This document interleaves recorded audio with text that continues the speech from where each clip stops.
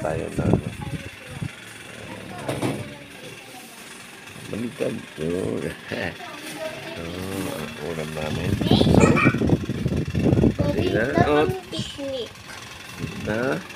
Breadcrumbs, naubos na. Ayan, manok na merong ham sa loob. At ito na ako nalabasan. Ayan na nalabasan.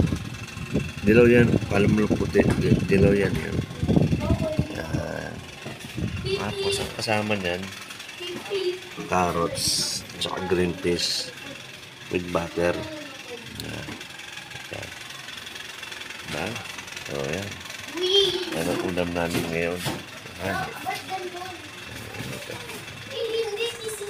So, nalagyan nyo ng ano yan, asukal. Ito, asukal. Asukal, asin. Nalagyan nyo siguro mga ganyan karami lang. Ayan. Ayan, ganyan karami lang. Ayan lang. Ganyan karami lang. Asin, nalagay dyan. Asukal. Ganyan din karami. Ayan, ganyan. Gusto nyo dadagan nyo. Pwede naman. Ayan. Masarap yan. Kung sa kanyang pagkapakuluin nyo, pag napakuluan nyo na, lagyan nyo ng butter. No. Para nakababad sa butter. Tagalin nyo yung tubig. Pag luto na, tagalin nyo yung tubig at lagyan nyo ng butter. Takpan nyo para ma-absorb na yung lasa ng butter. Ayan. Sarap yan. Ayan. Terno yan nito.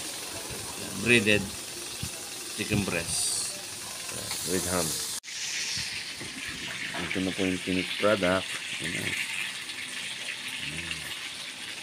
Buttered carrot, buttered green peas, and breaded chicken breast with ham. Kain tayo.